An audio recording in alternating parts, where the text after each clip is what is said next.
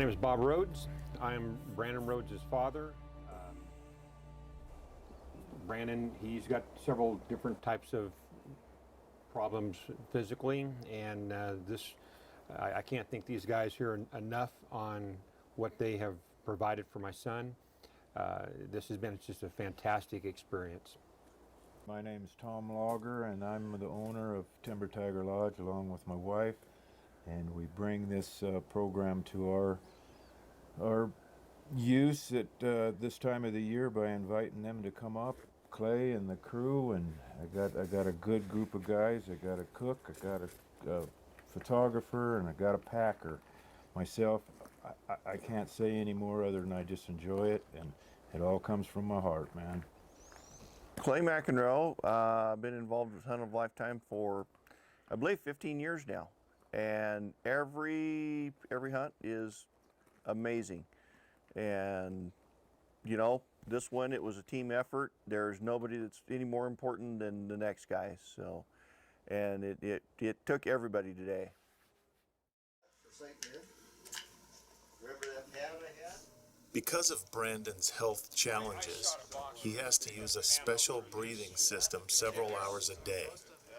As he gets his lungs back up to speed, Clay sets up the mobile shooting rest and gives him a run-through.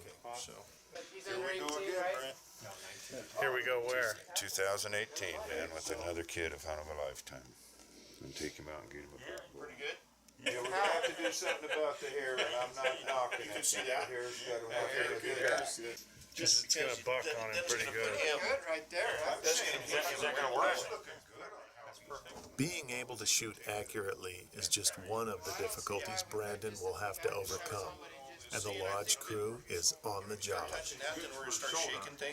Our plan the first night was to go down below the lodge here and hunt on some private ground that we've been watching a bull for about the last 3 weeks, and an exceptionally nice big 6-point bull. All right, knock him dead, guys. So are you? Big one. Oh, yeah, this is. Is it heavy? Ready? No, it's just. All right, let's go get him. We gotta throw that pack that import for you, in, or kiddo. we're gonna. I think we're good. We're gonna use it. Good to go,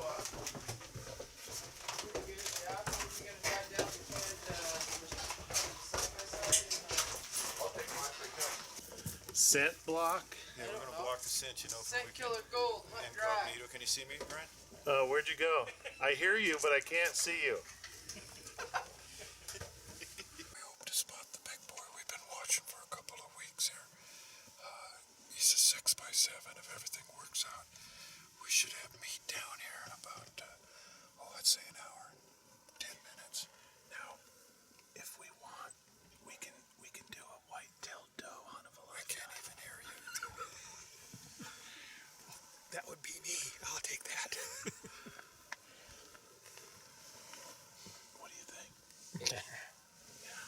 You can take a white-tail over and get back in the ring. So where do they normally come out from? You gotta speak louder, he's deaf.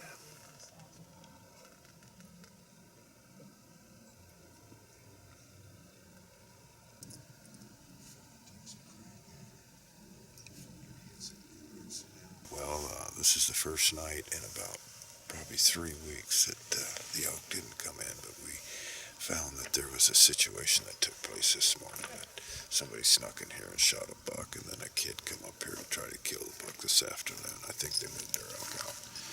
So we got to start from square one. I'd hate to get done tonight. What fun would that be? Well, I got a case of beer on ice and a bottle of whiskey. I know, we could have celebrated, but we'll save it for tomorrow night. Yeah, there's a half a gallon of Royal Crown. We'll practice tonight. That's right. We have to practice with our whiskey.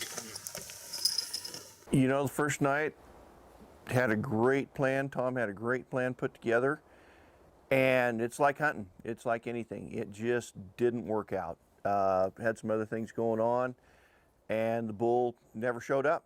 He probably maybe showed up after dark, after it was too late for us to be there. So we had to regroup and make another plan. Morning, world. A good day today. After day one kind of didn't work out for us, we had to kind of figure out a different area. And I'd been watching quite a number of elk for, like Tom, the last 2 weeks. Very, very patternable in the same area every day. And we kind of went by, kind of looking to see if they were there. Didn't work out. We got up on the hill to see if we could locate them up on the mountain, and we spent most of the morning looking. And fortunately for us, we have put together a pretty good team of people and had some other spotters, and they did find some elk, but we all regrouped and went to see what we could do with them. Well, I don't know. This is 2 days in a row, Brent. There's 2 guys down in the field. We do have some down in the field. 2 guys. 2 guys. Oh, 2 you're guys. kidding me. Yeah. No. So when you say guys, you don't mean bulls. I don't mean bulls. You can call what you want, but they're But the elk Definitely not out. yesterday were clear past the hay barn. Over that next little canyon there, headed up kind of from left to right. Call me if you see anything. We're going to go ahead and go on up and go around up on top. And if they did bugger them, they might already be up there.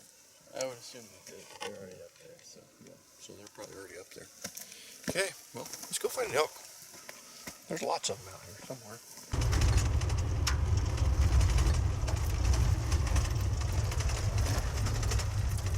Tommy. Hey, morning. We're in pursuit. We'll be checking back in here in a bit.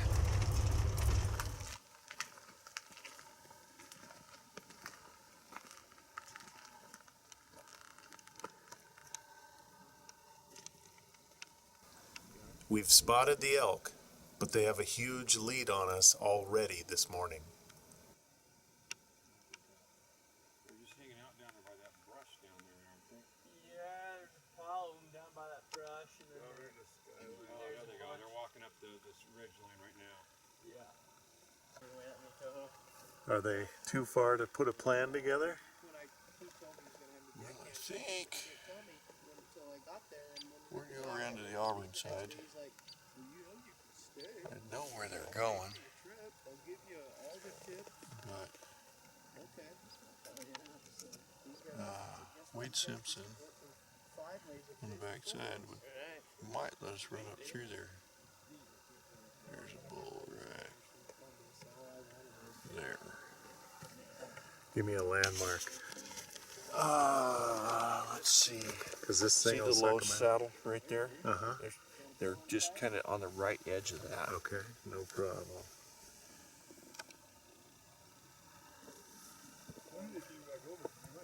Well, they for sure went over. Yeah, no, they definitely did. Backside and came back. Yeah. Because when we last saw them, they were. Well, something was making them nervous. And wondered if it was just. You had to been rough. Yeah, the one we saw a good 5, and then a couple raggies. Here, Tommy. You need a. Kind of tall. Yeah, I have a couple buddies I haven't seen in a while in town, so. Nice. But it's just up the road, so I figured I'd come help this morning. No, but Jerem Hibbert lived up there, and he would know who it was. Yeah, I went to Jerem here a month ago, and he was talking about all them people. I thought, I might give him a call. Belvedere on this place. Tell you what, I tell you, I ran into him up there. let's see if I can drop this down a little bit for you without. Can't 10 feet from us. Jerem did. Jerem. Oh, yeah, look at it and see. Look at it and see. Bob, I love it. that's better. I tell you right now, it's better than a day at work. It's better than playing video games, isn't it, Brandon? Playing a You're video not game. seeing what you're gonna kill Yeah, well, you're going to see it here in a sec. when it's down on the floor. Okay, right here, son. Look through, and the tail bull. Do you see it? Yeah. Oh, that's me. Son, That's me. that's what you're going for I there, know. kiddo. Yeah. Right there. This thing How going is that? Yeah. Do you like that? Yeah. Made by the same company. Yeah. Vanguard and So they're just gradually moving their way up. So I was thinking the one that we saw That would be, you'd have to ask Clay. What? on the wall and the cannon. I don't think it's as big as one that in the picture. No, these are not 350 point bulls. The one in the picture. Okay, we're gonna make a plan. They're only 2 miles away. I think we'll go where we were before, and there's a couple roads that kind of break off to the south, and we'll just kind of roll the dice and see what happens. That's all we can do. As the morning started to open up and fold, as the elk weren't right where we thought they would be, Clay had an idea to go a little higher and try to come around and come down on them, and in which they did. Kind of got an idea where they were at, but at that time of the day, and we had to pull out. We just basically had to back out of this one and basically regroup. The elk had got a little too far. We knew where they were at, but it just, with the conditions that we were up against, it just, that one wasn't going to work. So then it was off to plan 3.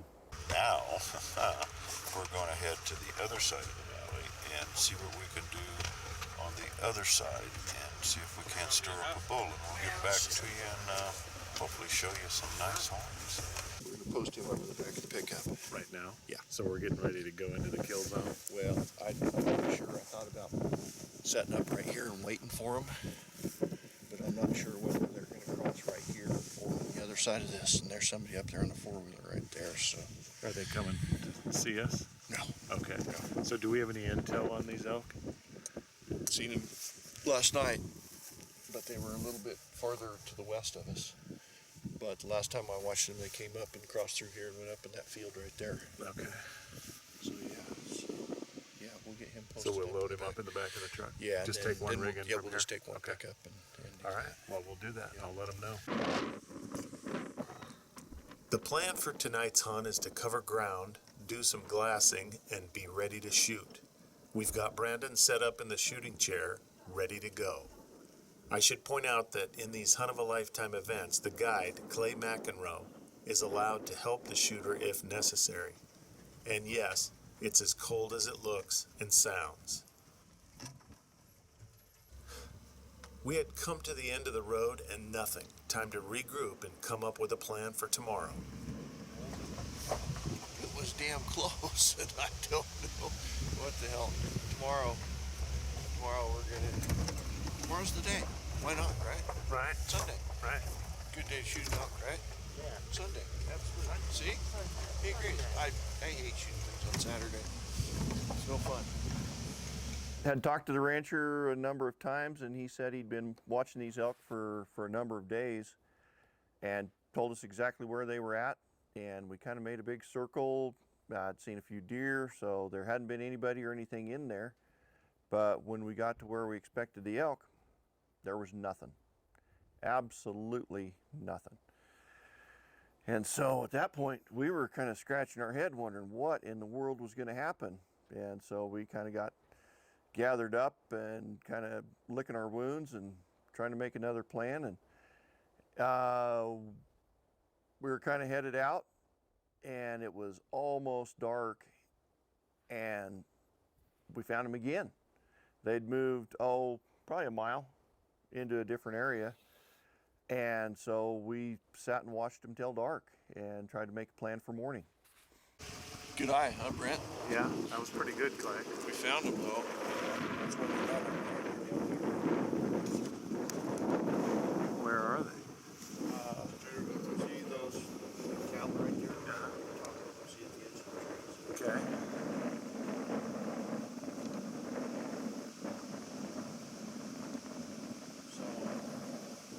And there they are.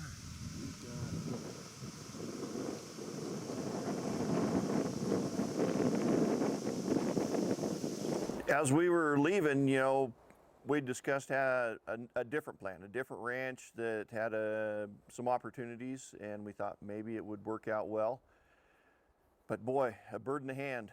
We'd seen a couple pretty nice bulls in this area and thought, you know what?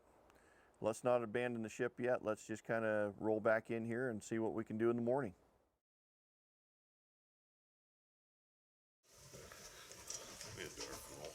got the gun? I don't know, do they? Go down today, boys. It's gonna happen. I'll meet you guys down the bottom. All right, be at the truck. Oh yeah. Yes.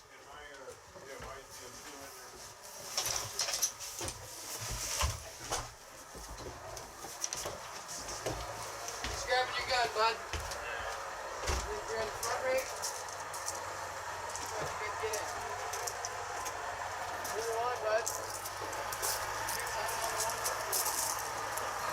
You ready to get after it, Brandon? Oh yeah, I'm ready to drop that thing. All right, let's do it.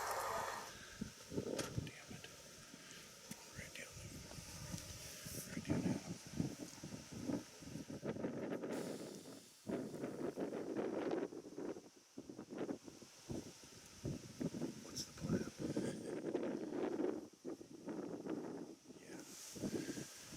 We need to get right there on this first. But the wind's going to blow right at them. As we grouped up this morning, we met, and Clay thought it would be best that we took some spotting positions to locate these elk and possibly to hear them, and at which we did, and they put a plan together to exit. Ron and Ryan decided decided to stay there and to view the area, at which I decided I should maybe go around to the other side and see that the elk don't go out there. I spotted the elk to the east from the boys here and made a call back that I had located them and gave them a position at that point. And from there, I was told to make sure that they didn't go any further east, which I prayed that I did my job, and I definitely held them into the timber there. You hear them, right? Yeah, I hear they're awfully loud. Yeah. So what are we gonna do here? I think we're just gonna walk in and ambush them. Cut them off? Yeah. Yeah, they're moving. We're gonna get in front of them and try to whack one. Well. Yeah. All right, let's do it. When we left the pickup, Tom headed east just to get an eye on him. We hadn't seen him for probably an hour and a half maybe. We could hear him once in a while. The bulls were still bugling, and so we kind of took off at a walk. We had to cover about 600 yards, which for Brandon was substantial. Right. With Brandon's muscular dystrophy and rigid spinal syndrome, I can't recall the last time he walked that far. That was quite a hike for him, and it really kind of, I think his adrenaline was getting to him. And as I'd keep checking on him, and boy, it was thumbs up all the way down through there. If a person had to suffer the effects of muscular dystrophy, rigid spine syndrome, severe scoliosis, or failure to thrive syndrome, physical exertion would be difficult at best. Brandon has all four right now. This young man is extremely courageous in staring down these adversities and is determined right now to see this adventure through. We set up a couple different times, but wind was bad, viewing was bad, so we kind of kept easing down, and finally the last deal we kind of got set up in a position where we hoped everything would work out. And fortunately, with Tom in the spot he was, these elk, they kind of had an idea where they wanted to be, and fortunately we were in their path.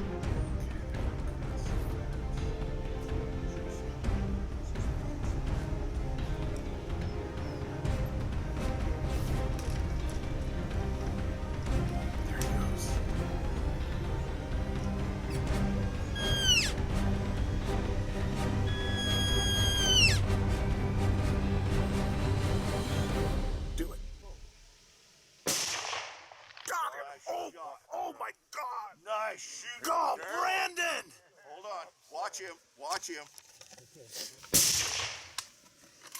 Watch him. All right, son. Watch him. Watch it. Watch out. The other way. Stay out of the way of the gun. For a second. He's not dead. Just watch him. So Brandon and I was, he was in the shooting chair. I was positioned right behind Brandon, and we were waiting for, you know, the herd to come through, and you know, all of a sudden, you know, we look up and here comes a cow, and I think it was Clay who, you know, spoke up and said that here they come, and so I got Brandon all positioned and had him set, and then next thing we know, here comes this nice sized bull up and running, and that's when, and I think we kind of sit back and we had to wait a little bit, let the elk call, you know, get the elk calling going. We had a decoy out, and that's what kind of stopped the bull from running, is the cow call, and that enabled Brandon to actually get positioned in time and actually take a shot at it. Brandon, that first shot. Like 500. You nailed it, son. Money. He's like 500. I am so proud of you. Oh my God, we all are. That first shot was money. You know, you always hope the plan works, and like I say, we were sitting there and wondering when and where they were coming from, and all of a sudden they kind of started filing out of the trees, and they were moving pretty strong. The bull was kind of bringing up the back end, and you know, fortunately, with the way things worked out, like Bob said, we kind of set out a decoy and a few cow calls, and kind of they were looking. They had no idea what in the world was going on, and they slowed down. And like I say, with the shooting chair and everything that worked, that bull came down and crossed the fence, and he still wasn't too concerned, and he kind of cleared himself and kind of got things out in the open. And I'll tell you what, Brandon made a whale of a shot. That first shot put him down. He wasn't going anywhere after that first shot. It was amazing. Hey Brandon, how you feeling?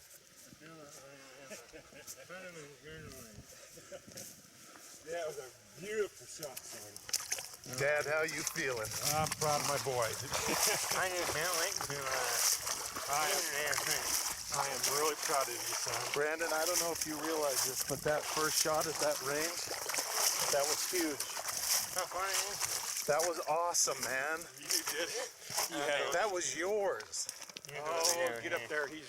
He's up. Nobody will take that away. I'm gonna get up with Clay and get him his sticks. You got it. Good job, guys. All right, right there. Don't move, guys. What a beautiful shot. Lift that head up, would you?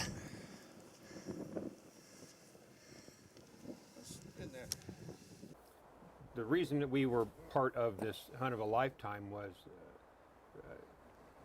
with Brandon and his physical disabilities, we didn't draw any tags. And so I had contacted the Fish and Game, Oregon Fish and Game, and had talked with them, and they had talked to me about a program called Hunt of a Lifetime. And that opened up a whole new world to me as far as help that Brandon can get. He has muscular dystrophy, rigid spinal syndrome, failure to thrive, and severe scoliosis. So he's really not able to walk a long ways. I get pretty emotional about it because, well, it's my boy. I didn't know what really to expect. They gave me a name to contact, and I want to shout out to Danny down in Cape Falls. He's kind of helped me get the ball started on that, and from there I got in contact with Tina over in Pennsylvania, and she's a rock star. I think, Clay, that's when you came into the picture. Yep. Is when I talked to Yep. Tina. You know, Clay and I had been in contact, and you know, he was showing me some of the bulls that they were spotting for us, and I didn't know what to expect once we showed up. I got here and I was introduced to Tom And this place is amazing. If you want to be treated like first class, this has been first class. Brandon hadn't wanted for anything since he's been here, and they have done everything they possibly can here at the lodge to make Brandon stay as comfortable as they possibly can. It's just been a fantastic experience for Brandon and for myself to be able to help my son do this. Can you kneel down, Brandon? All right, smile, Dad. Both of you smile. Wow, what an amazing animal. What an amazing animal. So we had the opportunity to go out to many different ranches here, and fortunately this last ranch that we went to, we were able to harvest a nice bull elk. While we were there, the owner of the ranch drove by and he saw us there. We had harvested an elk, and so he came out and congratulated us, and Brandon went over and shook his hand and thanked him for the opportunity. I tell you what, the farmers around here have just really stuck their best foot forward on helping with the hunt of a lifetime. And, you know, for my son and I, thank you. As far as myself, the ranchers that I talked to and called, and that were all A+ for into this program, all I can say is thank you. Thank you for your time. Thank you for calling me back, letting me know these animals and what we could do, and if you could help in any way, all I can say is thank you, and it comes from our heart. All done and said, you know, Brandon, he harvests a nice 5-point bull elk, and all this hiking in and trying to hike out, and just the adrenaline of the day, and with his disabilities, wiped him out. In fact, he's upstairs right now. He's got a breathing machine. He's sound asleep on his breathing machine with not a care in the world. So, again, I'd like to thank everybody who's been involved in this, from the bottom of my son's heart and my heart. We truly appreciate everybody and everything everybody has done to help Brandon complete this hunt.